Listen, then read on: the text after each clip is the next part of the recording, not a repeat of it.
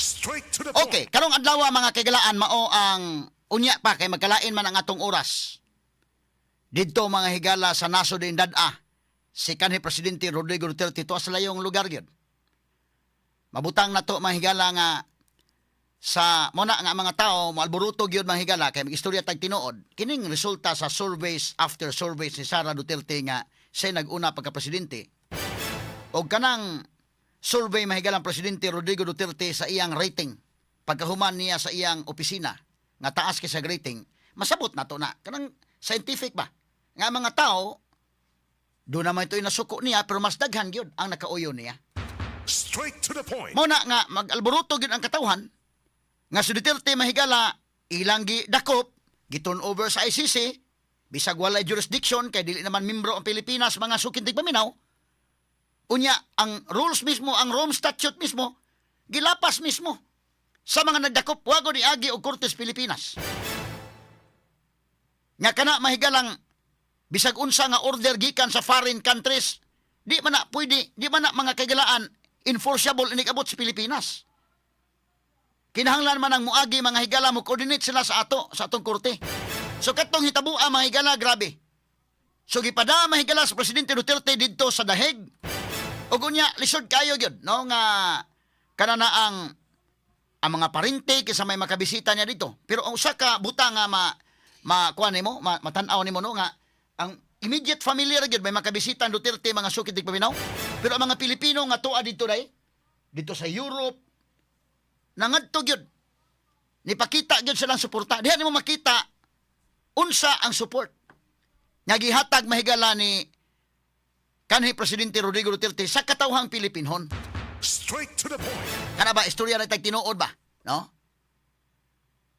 So karong adlaw another hearing nga himuon mahigala sa International Criminal Court pero si presidente Rodrigo Duterte kanhi presidente Rodrigo Duterte mi hatag na sa iyang waiver nga dili siya mahigala mo attend sa maong hearing mga sukitig paminaw. Mao ni ang iyang suwat ngadto sa International Criminal Court.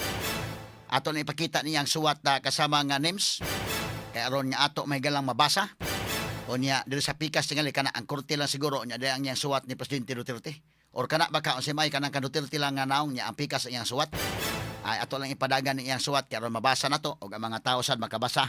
Although nakabasa naman mo ani katong ato mga kaigsunan na kay na post naman ni. O ako mo nang gi-post mahigala sa akong FB page, no?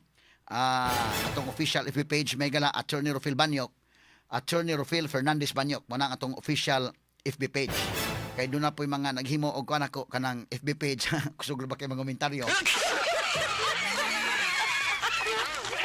Basta kita mapasanginlan mahigala nga kita yung komentaryo. Pero ako lang karohon mahigala daghay maghimo nako og kanang FB page ba. Pero kini no naata mga higalay official kining Attorney Rufil Fernandez Banyok nga nakasuot ko mahigalag suot nga kuan kinini ang kaki og color. O niya napoy background may tong sunog sa Mandawi nga kuan katong ilang ubos sa tulay ba. Mo na i-picture diha napita. Katong uban mga kagilaan ganahan mo sila siguro sa kanana maghimo-himo po sa akong pangahan tingali inday kay. Pero napoy mga fans nato nga naghimo-himo sa sila day. Na mga fans okay. So atong isgutan mga kagilaan ko ning i-post no ang iyang letter ni kanhi presidente Rodrigo Duterte addressed to the ICC mga sukitig paminamoni ang giingon atong pagabasahon mga kagalaan. Tingali sa pika siguro names ang naong lang siguro presidente Duterte no. Bisag wa na apel akong naong na lang nya kabasa naman ng mga tao. Ato lang mahigalang basahon niya atong paningkamutan og explain og atong binisayon niya matagkaron og unya ato mahigalang hatagag pag-explicar. So matur pa dinhi I Rodrigo Roa Duterte wish to waive my right to attend the hearing on the confirmation of charges currently fixed for 23 to 27 February 2026. Sabi na saya pa, ako, si Rodrigo Roa Duterte, gusto nga mo waive sa akong katungod pag-apil, pagtambong sa hearing, alang sa confirmation sa mga sumbong nga gitakda karong adlaw pitsa 23 sa Pebrero ngadto sa 27, so Lunes dinhi hangtod sa Biyernes ang pagtakda nining buwan sa Pebrero 2026. Matod pa din I understand the consequences of my waiving this right, which has been thoroughly explained to me by my counsel, and I trust him and his team to challenge the sufficiency of the prosecution's evidence on my behalf. Matod pa mga higala. Nakasabot ko sa sangputanan, sa dili nako pagtambong sa hearing, subay sa pagpasabot usab sa akong abogado, og nisalig usab ako niya, og sa akong tibuok sa pagkwestiyon sa mga ebidensya alang kanako. So mo ni ang gisulti may gala nga di siya motambong, nakasabot siya sa mga sangputanan aning tanan, o niya iyan na lang gisalig sa iyang abogado o sa iyang team ang pag-challenge, ang pagpangutana unya sa mga ebidensya sa prosecution sa iyang kabahin mga sukid di paminaw, iyang isalig tanan sa iyang abogado. I do not wish to follow these proceedings from outside the courtroom through the use of communications technology. Matod pa niya. Dili sa ako mutanaw sa proceedings gawa sa korte pinaagi sa teknolohiya. Dili ko mo sunod. An original copy of this waiver and my signature is in the hands of my lawyers. Ang original nga kopya ni ining maong waiver o sa akong pirma naa sa mga kamot sa akong mga abogado. Straight to the point. Matod pa Duterte.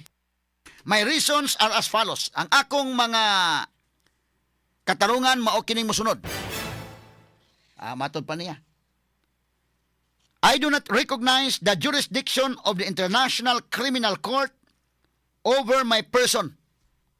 Wala na ko ilha ang jurisdiction sa International Criminal Court nga rikan ako.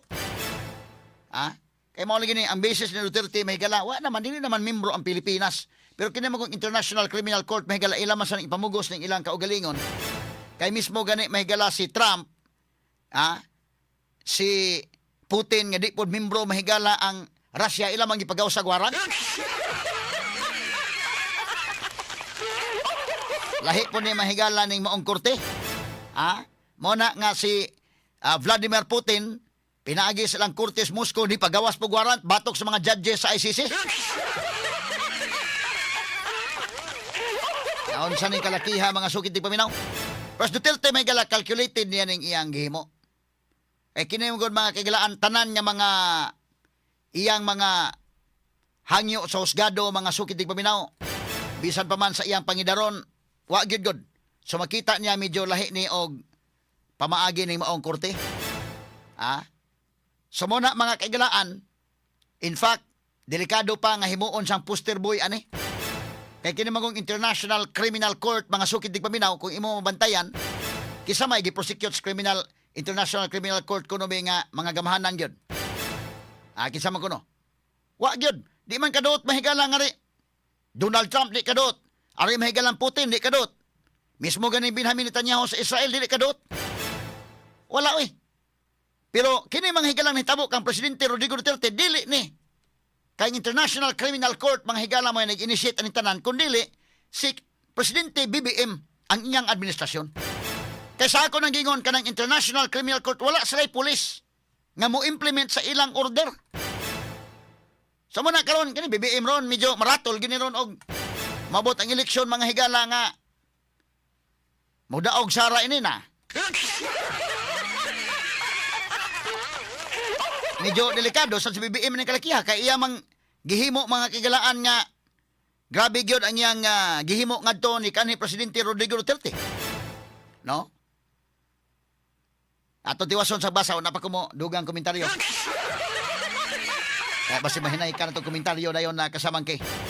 Matod pa din sa iyang sunod nga gisulti, I am a Filipino citizen forcibly pushed into a jet and rendition to The Hague in the Netherlands in flagrant contravention of my country's constitution and of national sovereignty. Straight to the point. Matod pa niya mahigala. Ako usa ka Pilipino o gipugos pagpasakay sa eroplano, gipugos mahigala pagpasakay o gihatod dito sa dahig sa Netherlands in flagrant contravention of my country's constitution. Matod pa niya. Kinisukwahi man sa konstitusyon sa akong nasod. Straight to the So point. nining puntuha may galamas gipalabi ni kanhi Presidente Rodrigo Duterte ang pag-follow sa konstitusyon because ang konstitusyon mismo baya mga higala ni ining sitwasyon na karon nga pagdakop ni Duterte wa mo agi sa atong korte. Insulto ni sa atong konstitusyon actually. Straight to the point. Anong insulto man? Ang atong konstitusyon may pinakalabaw nga balaod na to. Mo kanay batakang balaod sa Pilipinas. Unsa may giingon sa atong konstitusyon? Dili pwedeng dakpon ang tao kung way warrant. Unya, kano sa aman dunay warrant? Kanang warrant of arrest nga i-issue sa korte nato sa Pilipinas issued by a Filipino judge. Dili ang ato sovereign country ta. Di ta pwedeng manduan lang og ubang nasod. Straight to the point. Kanang warrant of arrest sa ICC nga wa mo coordinate mga higala sa atong korte sa Pilipinas invalid na. Ha? Pero ilag yung gipugos mga sukit di paminaw. Ang sa pa man pag-argue ni Duterte dito mga higala labot ana. Himuon siyang poster boy. Dito sa ICC may nalang kinsa may at least nasa ni kapanghambog sa ICC dahil kin nga di atay presidente o atong gi-prosecute. Gamhanan dai mi ha ang ICC kay naka-prosecute mi og presidente. Amo na ilang ipanghambog sus Duterte mahigala daw iyan ang gi-calculate na dili ko mapagamit ninyo. Ha? Maski palabi niya nga iyang i-follow ang konstitusyon sa Pilipinas nga para niya mahigala kining maong gihimo bato kaniya nga gidala sa daheg usa ka flagrant contravention of my country's constitution and of national sovereignty. Pagtama kini sa soberenya sa Pilipinas. My kidnapping was facilitated by the office of the incumbent president. Kining pagkidnap kanako. Ha? Kini ni ang gi-facilitate kini. Gihimo kini. Ha? Nga gihimo kini sa opisina nining incumbent nga presidente sa Pilipinas with a plane specially chartered for this purpose. Gihimo sa naglingkod nga presidente uban sa eroplano nga gibayran tungod lang niini nga purpose. May gasto ang Philippine government. Liman ka na may gala. Ni gasto ang Philippine government pagyatak sa iyang kagulingong konstitusyon. Straight to the point. Ay, prangka-prangkang pag-istorya. Kinato ba? Klaro-klaro ba lang kay malas balaod. Kanagong International Criminal Court, maka-issue siya warrant, di man pwede nga imong iditso. In fact, ang Rome Statute ingon yun nga, iagis korte. Inidakop ni mo sa tao gani, iagi yun sa atong korte. Kiniwa mo agi, iditso sa plano. So, bastusan ang pamaagi ba? Muna ang iyang gibarugan, may galang Presidente Rodrigo Duterte nga, dili siya, ha? Kining pagkidnap patok niya gihimo ni sa naglingkod nga presidente. Pinaagi usab sa eroplano nga gibayran tungod niini nga purpose. Straight to the point. The claim that I oversaw a policy of extrajudicial killings is an outrageous lie. Matod pa niya. Kaya iya man ka-explain mahigala ka ng extrajudicial killings mga sukid di paminaw. Naamanggoy mga namatay diha mga kagalaan nga panahon sa war on drugs. Kanang war on drugs mahigala gi-explain ng Presidente Rodrigo Duterte ba nga kinini ang pareha ng war against dengue inana. Yan ang gi-explain. Kana kung usa ka kriminal pagdakop sa kriminal mga kagalaan og labi pagsabog pa ng kriminal og delikado ang atong kapulisan atol sa pagdakop kay namang mga manukol mga higala. Siyempre ang pulis mugamit sa iyang puwersa. Mo nang duna mga higalay nang namatay sang uban. Pero dili na mga higala nga ang gitudlo mahigalang Presidente Rodrigo Duterte atol mga kagalaan sa iyang administrasyon nga kung mahimong mamiligro imong kinabuhi mugamit ka puwersa. Kay lisod bang kayo para ang Duterte may lisod bang kayo ang atong pulis na hinoy hayaon. O yung kriminal na buhi. Kini bitaw mga kagalaang nahitabo ron sa Toledo. Kini nahitabo sa Toledo karon.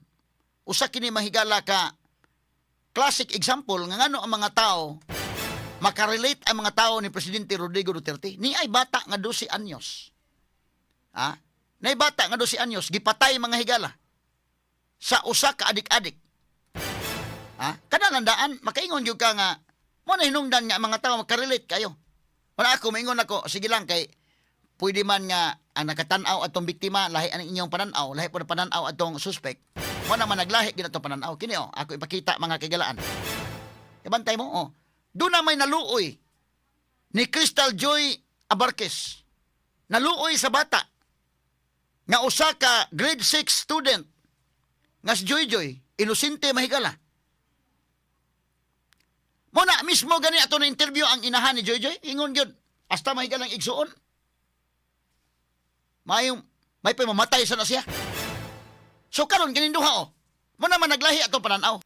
Mo na mayon ko sige lang, mo respect lang ta. Kadto si Father Flavio Villanueva atong respetaran lahi po iyang pananaw. Iya luoy siya sa suspect. Mao po iya. Pero ang uban mga tao sama ni Father duha ni kapare akong i-compare si Father Siano Ubod, luoy siya ni Joy Joy. Ha? Si Father Flavio luoy siya suspect. Kay kini karon patay mga higalas Joy Joy. Kini suspect naas prisuhan.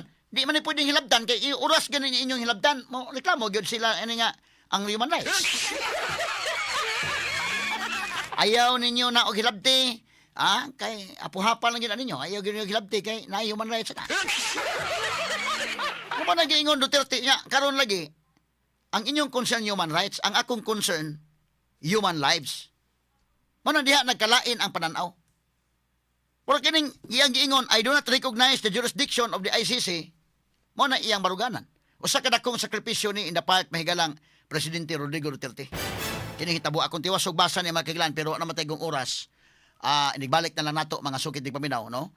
Kay ni ani iyang pagkasuwat mga kagilaan o miingon siya nga these claims have been peddled by my political opponents. Mo ni niya nasumpay karon. Kinis Marcos ron medyo ratol man gini. O galing mahigala iyang mo ni ang gibuhat ngadto ni kanhi Presidente Rodrigo Duterte mo na giingon ang kinabuhi baya usahay naka sa taas usahay naka sa ubos. Sama ka na sa ligid nga naa ka sa taas ron mabutang panahon nga moadto ka sa ubos. Straight to the point. Unsa man kay may tabo nimo unya? Mo na karon abot Marcos may gatos naga og panguyab lini.